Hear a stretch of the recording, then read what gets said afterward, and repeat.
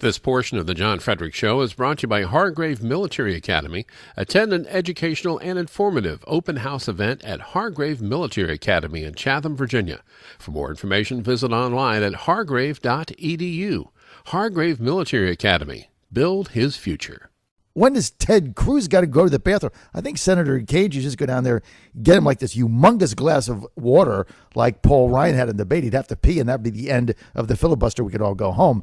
Senator Kaine, great to have you with us. Hey, guys. Good to be with you. Thanks. Now, what do you think of this filibuster going on and kind of how this whole debate on the budget, government shutdown, Obamacare is going to play out? Do you just find this whole thing to be a waste of time?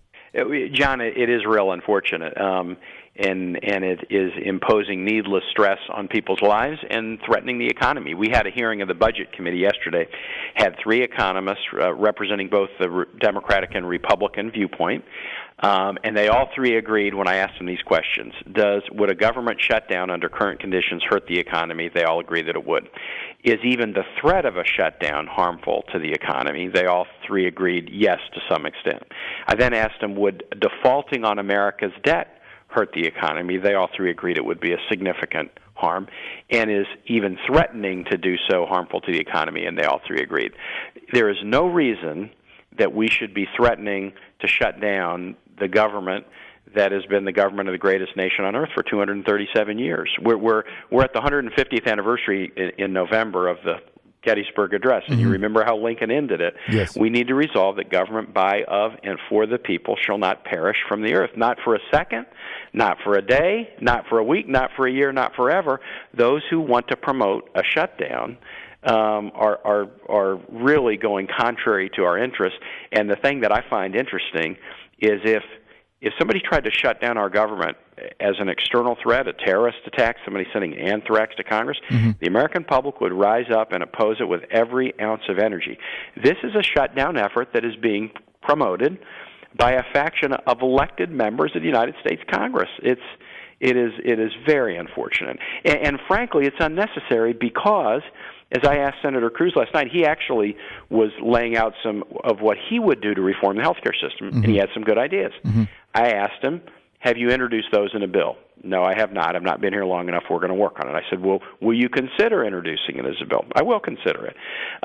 But when you introduce it as a bill, you don't have to wrap it up with the existential question of whether the government continues to operate or not. You would just introduce it as a standalone bill. We would debate it, amend it, decide whether we liked it or not. There's no reason to wrap this question up with the fundamental issue of whether the government exists or not, or whether America honors its fiscal obligations or not. So, Senator Kaine, in your judgment, then, what is Ted Cruz's objective here?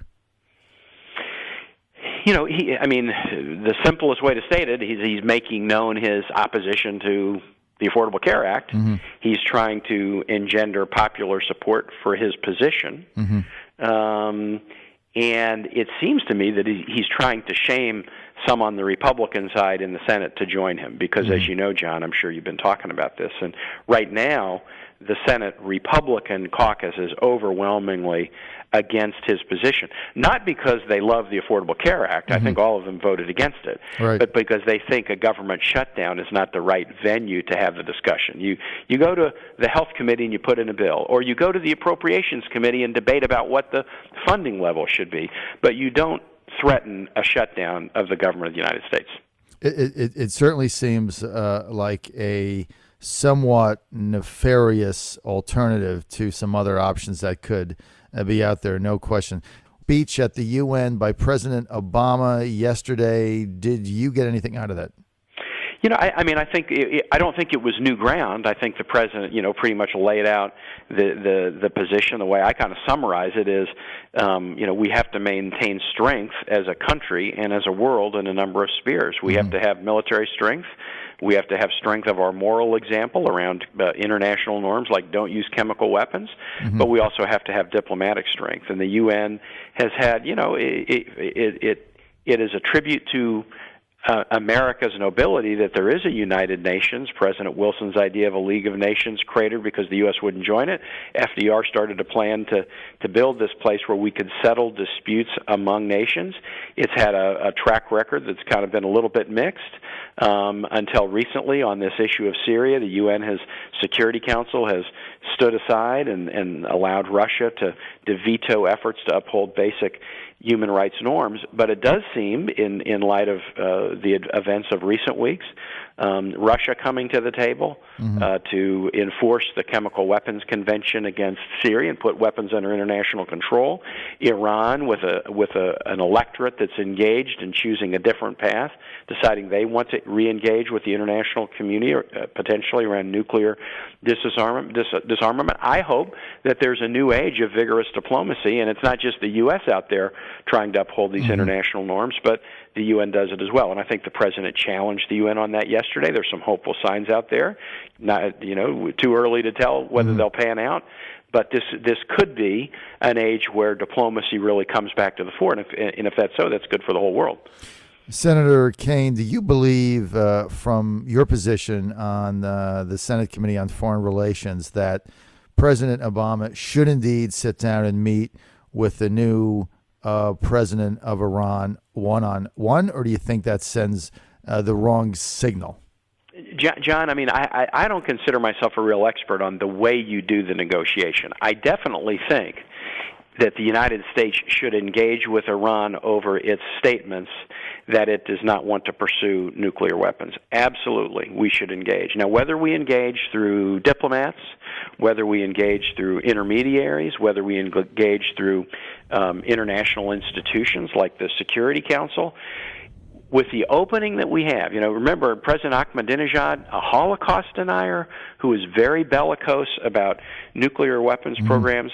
The wording from President Rouhani is very different. The sanctions that the United States and other nations have imposed upon Iran are really hurting that economy.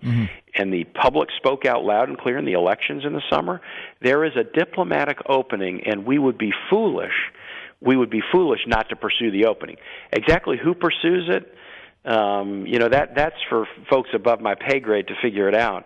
But it is in the United States' interest that we have these discussions, because if we can work on an enforceable agreement with appropriate inspections to make sure that Iran does not get nuclear weapons, that would be a huge, huge win, not only for the United States, but for the world. Okay, Senator Tim Kaine, we're out of time. We really appreciate your joining us right here John, on the always John good to be Fredericks with you. Show. I look forward to being back soon.